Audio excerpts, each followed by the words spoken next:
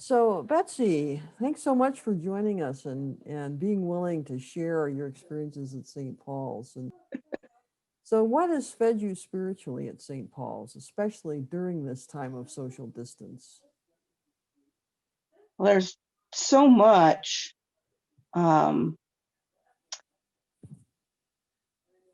but especially during this time of social distancing, the finding out that um, we can create music um, masked that's still good music for the church services, um, that the music we record, even with a few people masked, is still good and adds so much to the worship service, I think. Um, that coming together, that first time that we came together and recorded masked, it was just kind of this big sigh of, oh my gosh, even if this takes a long time, we're going to be okay, because music is such an integral part of the St. Paul's worship, even for the people that don't sing. Um, and that was one of the things that in the virtual coffee hour that was said, was that, oh, it was so nice to have that in the service, that uh, and that's one of the things that, even though I can't do a lot, I can provide that music, um, because it feeds my soul to be able to do that. um, and it's one thing to be down here in the basement and sing, but to actually get together with other people and do it, even if it's just a few of us, and to be able to do it to provide to the greater congregation. Uh, It just, it's amazing. Mm.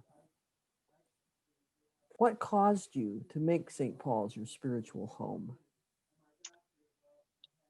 I came up here in 99 to go to CSU. Um, and St. Paul's was close because I was in the dorms. And I had looked online to see what Episcopal churches there were, um, because my oldest sister was Episcopalian, and I had been to church with her several times when I had visited her. And it felt comfortable and right. It was that blend of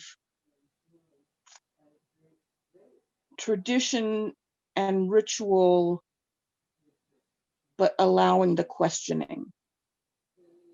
Um, so you had framework and freedom, if that makes sense. Yeah, it does. And so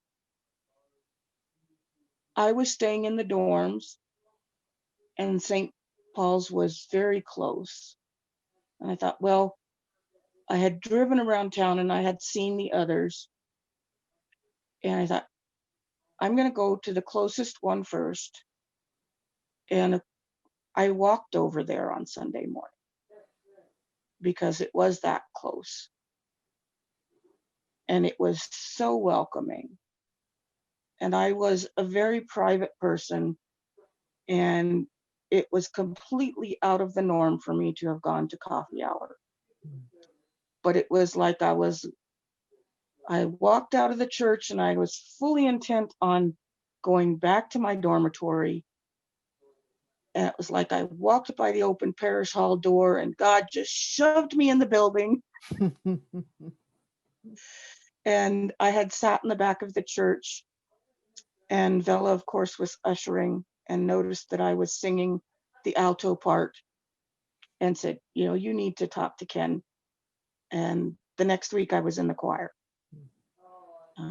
And with the exception of a year or two, I've been in the choir ever since. So, it was home, and it felt like home, which was very unusual for me. Mm-hmm. Mm-hmm. Not a feeling that I had very often in my life. What's your favorite memory in your life at St. Paul's? There are quite a few. I was trying to sit and think about um, and distill it down because there's so many, and I came down to kind of two really distinct ones. And one was when I was doing a short, one session adult formation on poetry as a spiritual practice, And which you, I have imagined that I would actually teach a adult formation class. Um, and then the other one was when my older sister Kathy was visiting, and we stayed for adult formation. And I several times answered questions or gave opinions and so forth, but added to the discussion.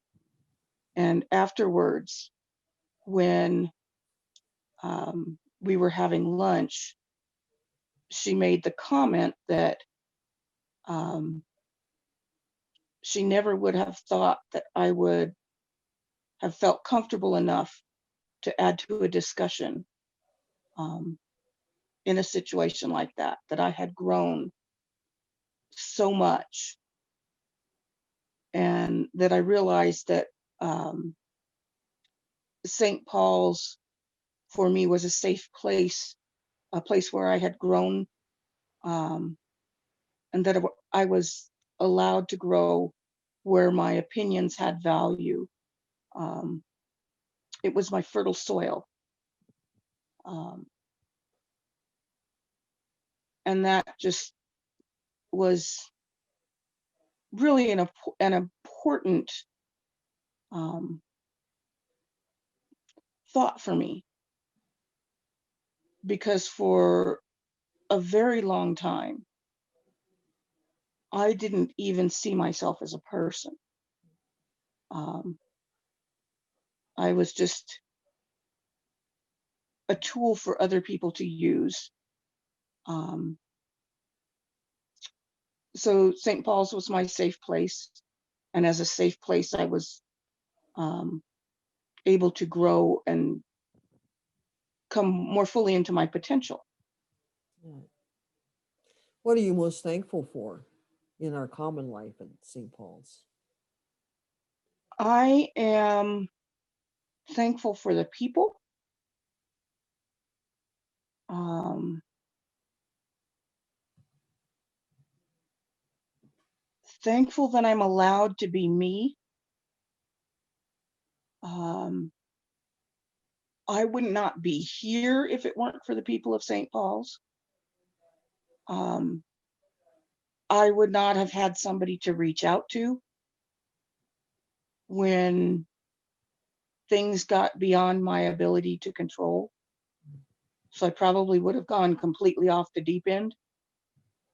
Um, I would not have gotten the help that I needed, um, mentally and emotionally. Uh, and spiritually. St. Paul's is a community, and we lift each other up. And it doesn't matter whether you have no money in the bank or no bank account, or whether you have $1 million. It's the person that matters, not what the person has that matters. Well, you've kind of been talking about this all along, but do you have any more to say about why you're still a part of St. Paul's? because St. Paul's values people. Um, they listen to what people say at a level below more than just the words.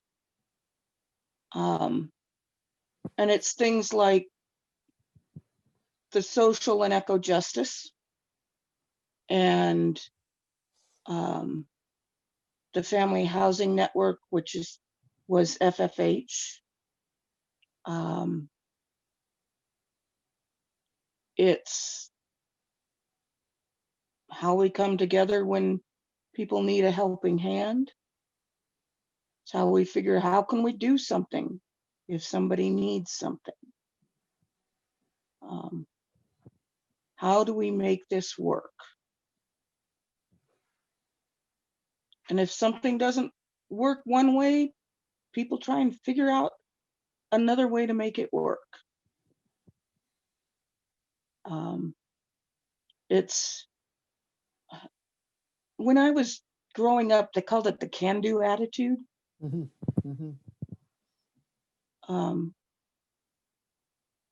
and it's done in conjunction with the Christ-centered attitude.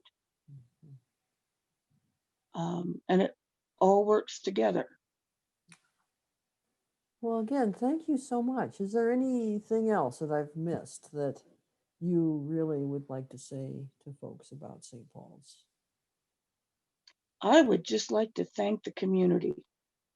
And, I know it's hard um,